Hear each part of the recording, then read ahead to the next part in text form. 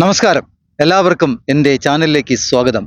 പ്രിയമുള്ളവരെ, ഇന്ന് നമ്മുടെ രാജ്യത്ത് നടക്കുന്ന ഒരു വലിയ അനീതിയെക്കുറിച്ചാണ് ഞാൻ എൻ്റെ പ്രേക്ഷകരോട് പറയാൻ പോകുന്നത്. ഇതിനോടകം ഒട്ടനവധി പേർ ന്യൂസുകളിൽ കണ്ടു കഴിഞ്ഞു. അതായത് രാജ്യം കണ്ട ഏറ്റവും വലിയൊരു സമരത്തെക്കുറിച്ചാണ്. അത് സമരമെന്ന് പറയാൻ പറ്റില്ല, പുതുതലമുറയുടെ ഭാവിയെക്കുറിച്ചാണ് പറയാനുള്ളത്. എനിക്കും നിങ്ങൾക്കും, എൻ്റെ ഈ വീഡിയോ കാണുന്ന നിങ്ങൾക്കും, അല്ലെങ്കിൽ പലതരം വീഡിയോകൾ കണ്ടുകൊണ്ടിരുന്ന നിങ്ങൾക്കും കുട്ടികളുണ്ട്. അവരും പരീക്ഷകൾ എഴുതി. രാജ്യത്ത് ഒരു മന്ത്രിയുടെ രാജി മാത്രം ആവശ്യപ്പെട്ടുകൊണ്ടാണ് ഇന്ന് രാജ്യതലസ്ഥാനമായ ഡൽഹിയിൽ ജന്തർ മന്ദിറിൽ നടക്കുന്ന ഈ വലിയ അനീതിക്കെതിരായി നടക്കുന്ന ഈ സമരം രാജ്യവ്യാപകമായി വ്യാപിച്ചു കഴിഞ്ഞു. അതായത് അവരുടെ ആവശ്യം, ആ കുട്ടികളുടെ ആവശ്യം, ജെൻസിൻ്റെ ആവശ്യം, ജെൻസിയുടെ ആവശ്യം മന്ത്രി രാജിവെക്കുക എന്നുള്ളതാണ്.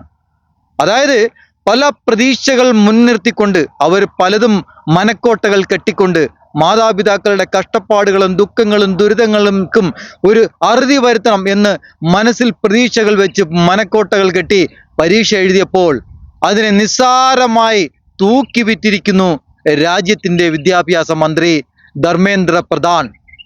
എത്ര ലാഘവത്തോടു കൂടിയാണ് അദ്ദേഹം നിസ്സാരമായ അത് എഴുതിയ ചോർച്ച ഉണ്ടായ ചോർച്ച പേപ്പറുകളെ വളരെ നിസ്സാരമായി തൂക്കി വിറ്റു. 22 ലക്ഷം കുട്ടികൾ പരീക്ഷ എഴുതിയ ആ ചോദ്യപേപ്പറിനെ കോടതി ചോദിച്ചു, നിങ്ങൾ കാലാകാലങ്ങളായി മാറ്റങ്ങൾ കൊണ്ടുവരുന്നു, എന്തുകൊണ്ടാണ് ഇങ്ങനെ സംഭവിക്കുന്നത് എന്ന് ചോദിച്ചപ്പോൾ ഇനി അടുത്ത ഒരു കുറച്ച് സമയം തരൂ, ഞങ്ങൾ എല്ലാ വിശദമായി പറയാം എന്ന്.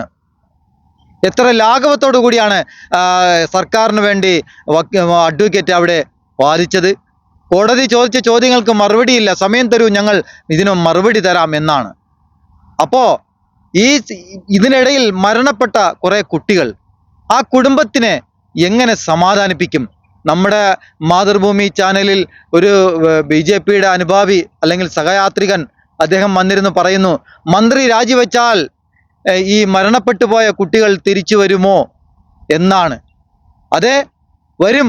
എങ്ങനെയെന്നല്ലേ, ഇനി അങ്ങനെ ഒരു മരണം സംഭവിക്കാതിരിക്കണം, അങ്ങനെ ഉണ്ടാകരുത്. കുട്ടികൾ പരീക്ഷ എഴുതുന്നത് അവർക്ക് ജോലിക്ക് വേണ്ടിയിട്ടാണ്.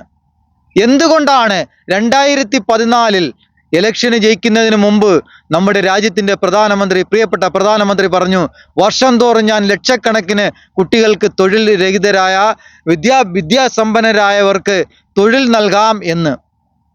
സംശയമുണ്ടോ? ഉണ്ടെങ്കിൽ ആ വീഡിയോകൾ പുറത്തെടുത്ത് കാണിച്ചു തരാം. ഇന്ന് ഇതിനു വേണ്ടി കോരെ പ്രസംഗിക്കുന്ന BJPയുടെ അനുഭാവികളെ, സഹയാത്രികരെ, നിങ്ങൾ തർക്കിക്കുന്നുണ്ടെങ്കിൽ ആ വീഡിയോകൾ ഇന്ന് പലയിടത്തും അവൈലബിൾ ആണ്, പലരുടെയും കയ്യിലുണ്ട്, യൂട്യൂബിൽ അവൈലബിൾ ആണിത്. ഈ സംഭവം 2014 ഈ വീഡിയോകൾ ഇനി ഒരു പക്ഷേ നിങ്ങൾ യൂട്യൂബിനോട് പ്രത്യേക റിക്വസ്റ്റ് ചെയ്ത് ഇതിനെ ഡിലീറ്റ് ചെയ്യാമെന്ന് നോക്കിയാൽ നടക്കില്ല. കാരണം ഇന്ന് പലരും അത് ഡൗൺലോഡ് ചെയ്ത് സൂക്ഷിച്ചിട്ടുണ്ട്. അന്ന് പ്രധാനമന്ത്രി പറഞ്ഞതാണ്, വർഷം തോറും ഞാൻ ലക്ഷക്കണക്കിന് പേർക്ക് തൊഴിൽ നൽകും. ആ വാഗ്ദാനങ്ങൾ നൽകി യുവതലമുറയെ കയ്യിലെടുത്തു.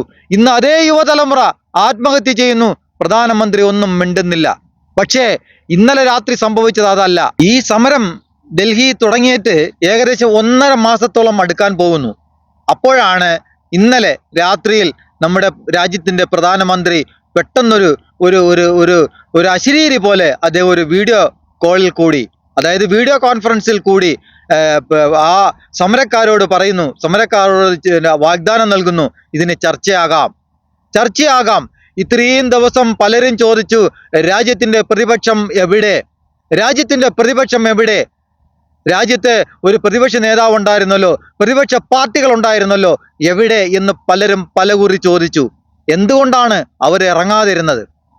അവരെന്തുകൊണ്ടാണ് ഇറങ്ങാതിരുന്നത്? അവർ ഈ രംഗത്തിറങ്ങിക്കഴിഞ്ഞാൽ ഇതിൻ്റെ രൂപവും ഭാവവും മാറും. അതാണ് നമ്മൾ 2-3 ദിവസം കൊണ്ട് കണ്ടുകൊണ്ടിരിക്കുന്നത്. ഇന്ന് കോരിച്ചൊരിയുന്ന മഴയിലും അവർ ഈ പ്രതിഷേധത്തിന് വേണ്ടി പാർലമെന്റിന്റെ പുറത്ത് സമരം ചെയ്യുകയാണ്, പ്രതിഷേധിക്കുകയാണ്.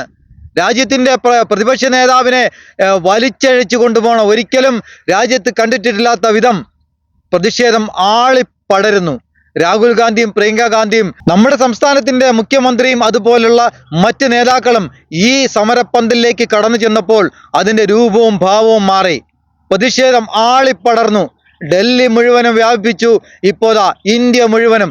ഓർക്കണം, ഇന്ത്യയിലെ പല സംസ്ഥാനങ്ങളിൽ നിന്നും ആയിരക്കണക്കിന് കുട്ടികൾ, വിദ്യാർത്ഥികൾ ഈ സമരത്തിൽ പങ്കെടുക്കുക എന്നുള്ള ഒറ്റ ലക്ഷ്യത്തോടു കൂടിയിട്ടാണ് പലരും. ജോലി ചെയ്യുന്നവരുണ്ട്, ജോലി ചെയ്യാത്തവരുണ്ട്, വിദ്യാർത്ഥികളുണ്ട്, വിദ്യാർത്ഥികൾ അല്ലാത്തവരും ഈ സമരത്തിൽ പങ്കെടുക്കാൻ അവിടെ ചെല്ലുന്നു. അവിടെ കണ്ടത്, ഈ കഴിഞ്ഞ ദിവസം കണ്ടത് വളരെ ദയനീയമായ, മൃഗീയമായ പോലീസിന്റെ അഴിഞ്ഞാട്ടം, പോലീസിന്റെ നരനായാട്ടാണ്. तस्वीरों को आप देखिए, कितनी ताकतवर ये तस्वीर है। अंदर इनके साथियों को शायद डिटेन किया गया है और उसके सामने ये जो लड़की है ये आंदोलन करते हुए नजर आ रही है। अब ये दर्शाता है कि लोगों में गुस्सा नहीं रहा है। ये महिला शक्ति जिसकी बात करते हैं, इसी को देवेंद्र फडणवीस भारतीय जनता पार्टी का लोग लाडली बहन कहते हैं। और अब वही लाडली बहन जो है वो आ रही है और इन गाड़ियों के सामने खड़ी हुई है। ये युवाओं की ताकत है, यहाँ पर नहीं ले जाने दे रहे हैं। ये एक नई तस्वीर जो है वो सामने आई है, लेकिन ये महिला अकेले जो खड़ी है यहाँ पर, ये एक तरीके से सबूत है कि लोग डरना छोड़ देते हैं, आज़ादी के नारे लगाए जा रहे हैं। और ये एक आंदोलन है, जो ये तस्वीरें हैं ये मुझे लगता है मुंबई के लोग याद रखेंगे और बड़े पैमाने पर। वो अब भी हैं, कई लोग आए थे गए, लेकिन वो महिला अब भी वहीं पर खड़ी है। अब भी उसी तरह से ये आंदोलन है, चल रहा है। अंदर उनके लोगों को पकड़ लिया गया है, लेकिन अब भी ये खड़ी है। क्या आपको लगता है कोई पॉलिटिकल पार्टी की है? जवाब है नहीं। ये देश की युवा है, ये सोशल मीडिया से आए हुए लोग हैं। तो ये तस्वीर है, ये मुंबई में हो रहा है, ये मुंबई की महिला हैं। इन्हें देवेंद्र फडणवीस को लगता है लाडली बहन करके 1500 रुपए देकर हम हमारे नाम कर लेंगे, हम जीत कर आएंगे। तो ये कॉन्फिडेंस भी आप देखिएगा, इन तस्वीरों को आप देखिएगा, ताकि आपको पता चले कि किस तरह से चीजें होती हैं।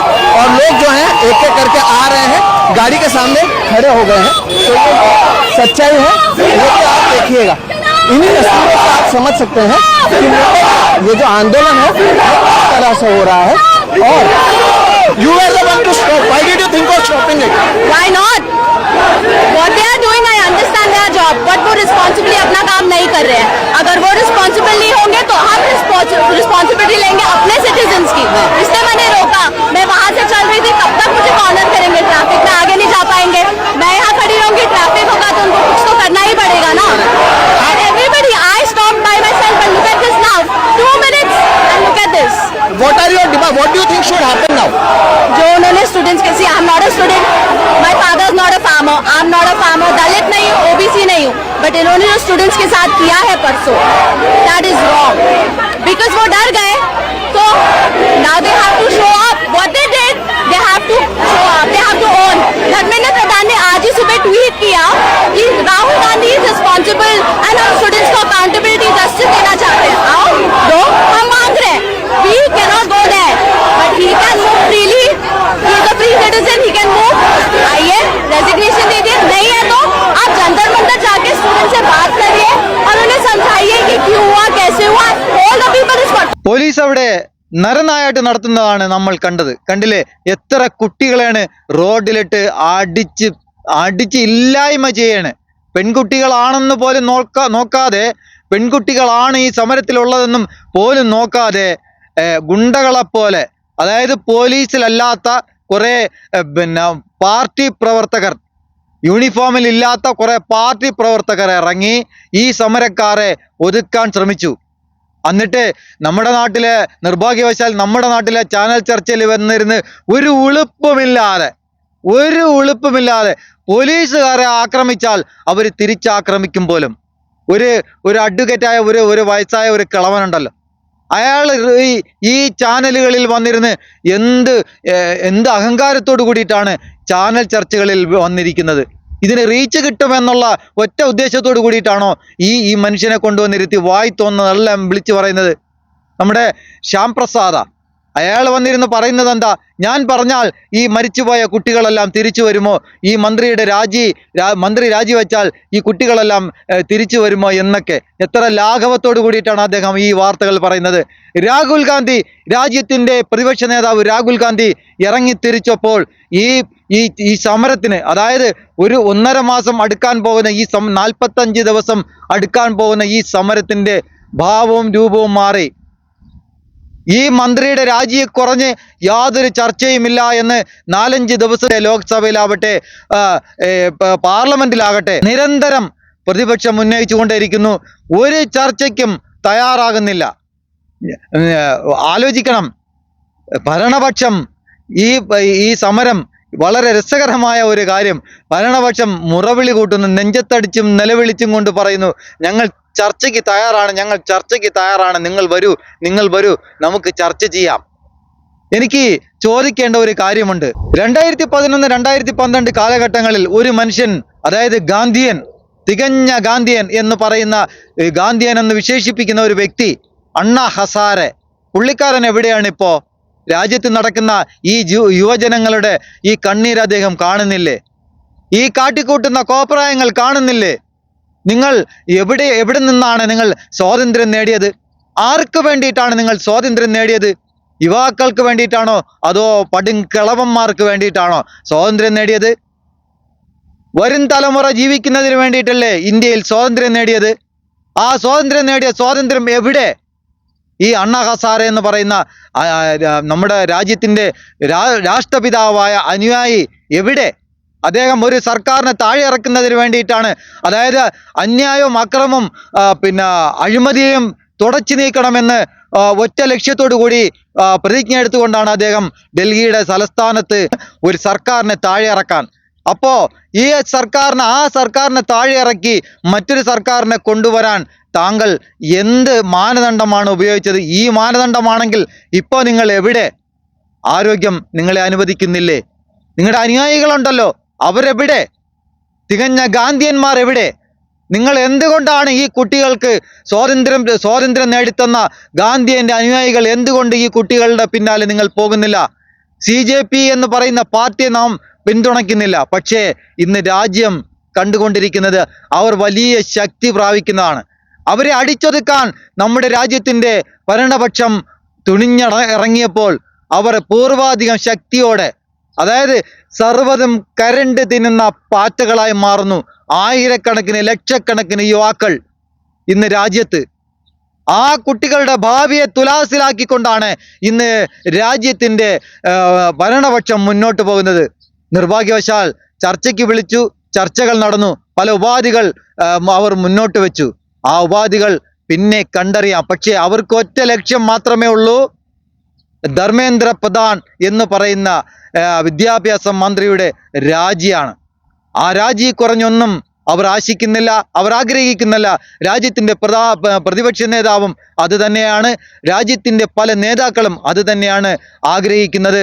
ഇന്ന് ഒരു നേതാവ് നമ്മുടെ രാജ്യതലസ്ഥാനത്ത് പറയുന്നത് കേട്ടു, ഒന്നുകിൽ രാജ്യത്ത് ഇനി സംഭവിക്കാൻ പോകുന്നത് മോദിയുടെ ഭരണ അവസാനവും അല്ലെങ്കിൽ ഈ മന്ത്രിയുടെ രാജിയാണ്.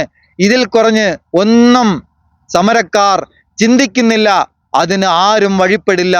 ഈ രാജ്യത്തിൻ്റെ പ്രതിപക്ഷം ഇറങ്ങിയപ്പോൾ ഈ രൂപവും ഭാവവും മാറി എന്ന് പറയുന്നതിൽ യാതൊരു തെറ്റുമില്ല. അടുത്തൊരു വിഷയമായി വരാം എന്ന് പ്രതീക്ഷ തൽക്കാലം ഞാൻ നിർത്തുന്നു. എല്ലാവർക്കും നന്ദി, നമസ്കാരം. मोदी के बाप का देश नहीं है, ये हमारा देश है। ये उनके पापा का देश नहीं है। इसको, हमारे देश को सारे हिंदू, मुसलमान, सिख, ईसाई सबने मिलकर बसाया है, सबने कुर्बानियां दी है अपनी। तो यहाँ पर ही किसी का बाप का देश नहीं है जो वो बोले कि भैया आप जैसों की जरूरत नहीं है।